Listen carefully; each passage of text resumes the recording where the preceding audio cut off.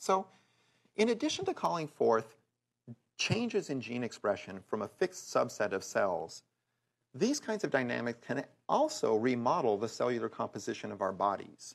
So we often think of our bodies as stable biological entities, like we live in the world, but we're sort of the same person we are today as we were maybe a month ago, and would be the same person regardless of what we did today. What we learn at the molecular level is, in fact, that's not so much true, that in fact our bodies are constantly regenerating dying cells, broken proteins.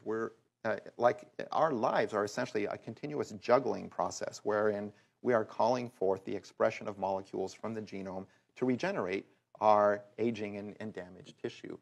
Some cell types, like white blood cells, have especially short lifespans. And in fact, much of the gene expression dynamic that I was just talking about comes from some of the shortest lived cells in our blood, from monocytes in predominant, maybe dendritic cells to some extent as well. So one thing that we've discovered is that as these cells are continually regenerated, these things have a lifespan of only a couple of days. So our bone marrow is constantly making more of these subsets of white blood cells. And one thing we've discovered is that in adverse life circumstances, again, these brain-mediated threat responses activate sympathetic nervous system neurons.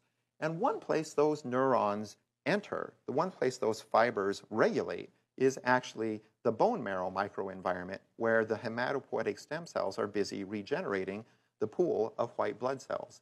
If we have these kinds of consistent experiences of threat, stress, and uncertainty, and we get repeated sympathetic nervous system activation, our bodies are wired to essentially advise these hematopoietic stem cells to lighten up on the production of big, smart lymphoid lineage cells like T cells and B cells, and to significantly upregulate the production of these myeloid lineage cells, monocytes, granulocytes, dendritic cells, those sorts of things.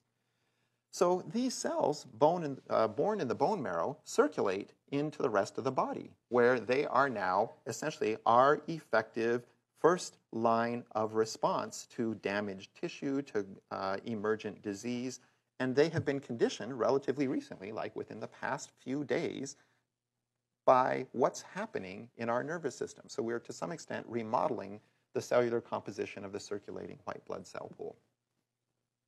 So why should we be worried about that? Well, like I said, these cells are interacting with damaged tissue. So I'll show you one example of how that can go a little bit wrong. Here's in the context of cancer. So this is a fairly standard mouse model of cancer where we can do this with human cancer cells or mouse cancer cells. We'll take, in this case, mouse breast cancer cells and inject them into the mouse fourth mammary fat pad, basically the mouse breast tissue.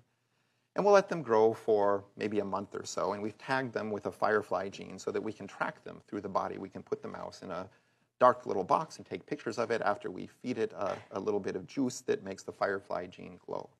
So here you can see the primary tumor. That's where we injected the cancer cells into the mouse breast tissue. Up there, you can see a metastasis. You can see some cells have escaped from the primary tumor and started colonizing a distant tissue site. In oncology, we worry about that kind of thing a lot. It turns out that most cancers, surgeons can deal with. They can cut out the primary tumor. But once you get hundreds or thousands of these metastases all over the body, that your surgeon can't deal with. This is the major driver of morbidity and mortality in cancer, is this metastatic process. So we spend a lot of time trying to figure out, why do cancers metastasize? What helps them do that in the body? What helps them survive? And how can we deprive them of that kind of support? So if you take this mouse and you give it sort of relatively mild amount of stress for a couple hours a day for the first 2 weeks that it's had this model cancer, this is what you see. The primary tumor, actually probably about the same size as the tumor of an unstressed mouse, but a lot more distant metastasis, a lot more cells and growing to larger mass in these peripheral sites. In other words, we haven't really made the cancer grow per se more efficiently, but these cells are much more able to escape from the primary tumor and colonize distant tissues.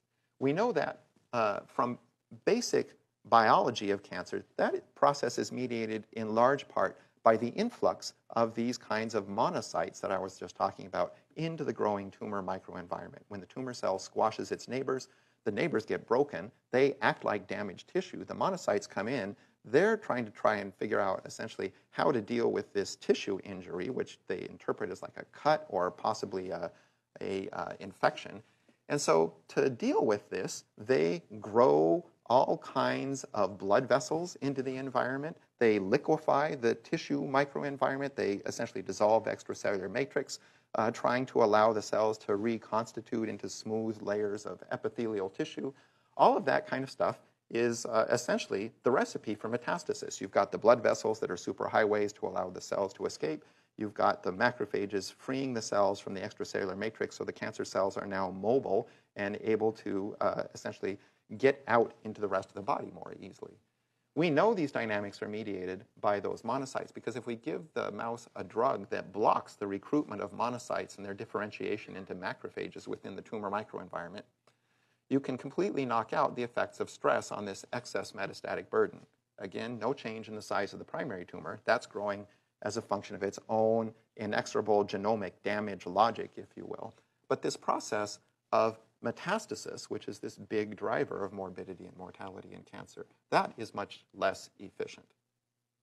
So we can also block this process by giving the mouse a drug that simply blocks the interactions between norepinephrine, the neurotransmitter released by these sympathetic nerve fibers, and the beta-adrenergic receptors that are present on monocytes as well as many of the other cells in the bone marrow that are busy generating this sort of remodeling of the white blood cell pool that supplies so many more of these charged monocytes that are ready to go in and cause this kind of trouble, if you will.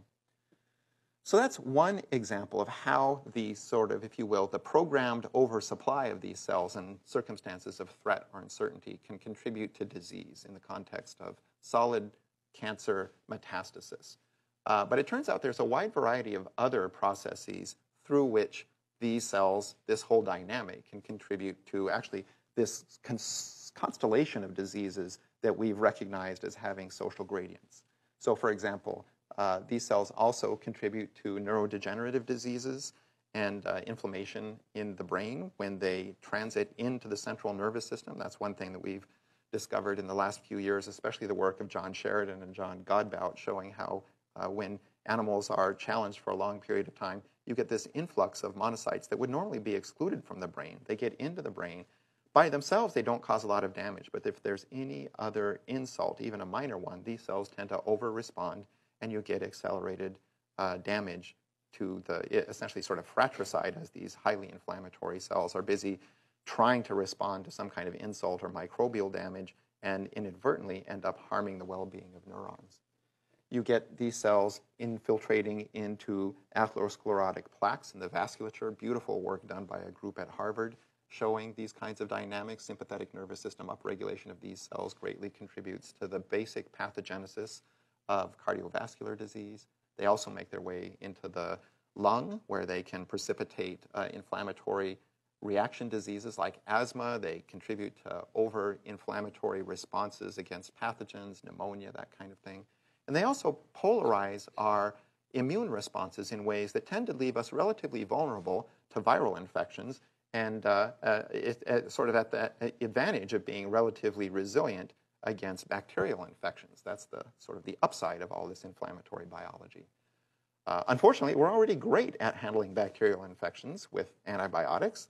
It'd be great if these things were instead polarizing us towards better antiviral responses. That's what we're actually not that great at handling medically these days.